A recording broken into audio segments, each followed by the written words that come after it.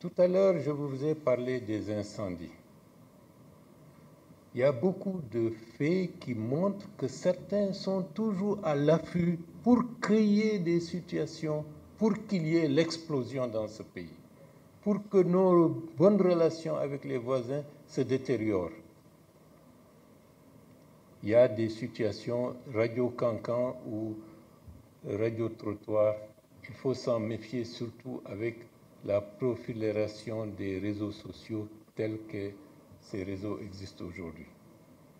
J'avais même entendu que le président d'une république voisine de notre pays, qu'il était malade empoisonné. Vous avez appris ça.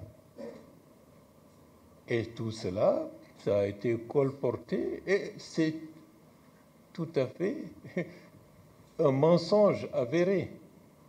Pourquoi ce genre de rumeurs, pourquoi ce genre de déclarations? C'est tout simplement pour nuire et aller dans une logique de cette guerre psychologique qui consiste, même les plus gros mensonges, il faut les balancer pour que les gens, au lieu de s'occuper de l'essentiel, soient détournés de l'attention et de faire prévaloir l'idée dans ce pays qu'il y a toujours des problèmes pour nous empêcher de nous s'attaquer à l'essentiel, c'est-à-dire à ce que vous avez indiqué, le chronogramme pour le retour à l'ordre constitutionnel, la question lancinante de l'immigration clandestine. Aujourd'hui, il faut que tout le monde sache tout ce que vous lisez, tout ce que vous entendez par le biais des réseaux sociaux. Il faut être très prudent parce que le fake news et une volonté de nuire, des fois, est beaucoup plus importante qu'une volonté d'informer, qu'une volonté d'éclairer, une volonté de permettre à un pays et à un peuple d'être suffisamment au courant de ce qui se fait par-ci par-là. Nous avons d'excellentes relations avec le Sénégal et je pense que le Premier ministre Ousmane Sonko ne tardera pas à venir nous rendre visite pour montrer l'excellence des relations entre ces deux pays. Vous savez, la question de l'interconnexion ne fait pas plaisir à beaucoup de gens. Et si vous me permettez, certains avaient prévalu ou demandé à ce qu'on ait une centrale flottante qui aurait coûté entre 800 et 900 millions de dollars à la collectivité nationale. Et comment un responsable guinéen peut-il soutenir cela en sachant qu'avec 500 millions de dollars seulement, on règle nos problèmes d'électricité définitivement dans ce pays? Des intérêts ne veulent pas que le pays vive une situation de calme, de sérénité pour s'attaquer aux choses les plus intelligentes, les plus innovantes qui vont dans le sens des intérêts de la population. Donc, vous entendrez beaucoup de choses. Donc, nous comptons sur les médias responsables pour éclairer l'opinion, pour permettre à la population de ne pas sombrer dans une psychose perpétuelle d'instabilité, d'insécurité qui pourrait faire peur à d'éventuels investisseurs qui vont se dire « Ah, ce pays a tellement de choses, on parle de ceci, on parle de cela, donc attendons ». Donc, faisons attention pour cela. Par rapport à la question de l'immigration clandestine, le sort de ces jeunes gens qui sont morts est une perte pour la nation. Je n'ai pas les mots pour décrire ce que les hommes et les femmes qui sont des parents souffrent. Mais je dois dire que cette question de l'immigration clandestine est un grand problème pour notre pays.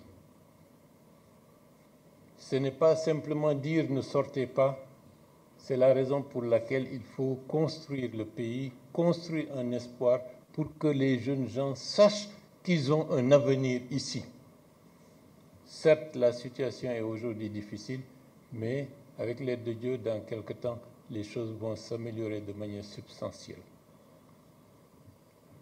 Nous avons aujourd'hui près de 3000 de nos jeunes qui attendent d'être rapatriés du côté du Niger, 1200 du côté de l'Algérie, 400 du côté de la République arabe d'Égypte, des milliers qui sont dans les camps en Italie, sans compter ceux qui sont aux États-Unis dont je n'ai pas le nombre.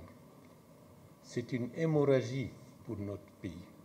Si les éléments les plus dynamiques, la jeunesse, ne croient pas en l'avenir, s'expatrient, comme si c'est une nouvelle traite qui est en train de s'opérer en 2024, c'est les forces les plus constructives, les plus valides qui partent. C'est un sérieux problème. Ici, certainement beaucoup d'entre eux m'écoutent.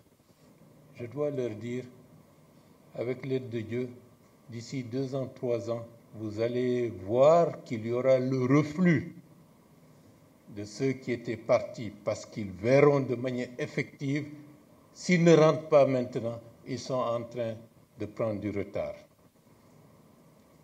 La Guinée, dans les 3-4 années à venir, ne sera pas la Guinée telle qu'elle se présente aujourd'hui. À ceux et à celles qui ont de l'ambition, restez, travaillez, prenez de la peine, prenez des risques pour investir, pour vous développer. Et ceux qui sont partis, accumuler le savoir-faire, accumuler le savoir technique pour être de manière beaucoup plus efficiente lorsque vous allez revenir d'ici 3, 4, 5 ans dans les prochaines années. La Guinée ne doit pas être un pays exportateur de main-d'œuvre qui nous impacte de la manière la plus négative.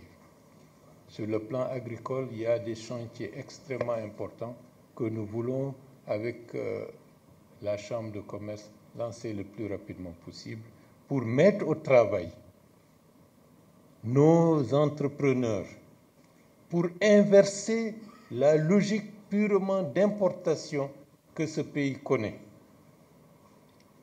pour produire ici sur place, en ce qui concerne le riz, en ce qui concerne le maïs, en ce qui concerne le manioc. Nous n'avons pas le droit d'aller plaider les autorités indiennes pour dire « donnez-nous, permettez-nous d'acheter votre riz ». Ceci est une attitude qui n'honore pas la République de Guinée. Nous, avec le ministre de l'Agriculture, avec la Chambre de commerce, avec les entrepreneurs, dans quelques semaines, nous ferons en sorte qu'il y ait un début d'activité qui se prolongera dans l'année prochaine et la prochaine année. Un importateur qui importe 100, on lui dira il faut produire 50 la première année et tu importeras que 50 la deuxième année pour, d'ici 3 ou 4 ans, inverser la donne pour que notre pays soit un pays exportateur et non pas un pays importateur. Et pour cela, nous avons besoin de bras valides. Il y a beaucoup de gens qui sont à l'intérieur du pays. La principale difficulté qu'ils ont, ils n'ont pas de main-d'œuvre. Il n'y a personne pour cultiver, pour les aider. Et c'est un problème.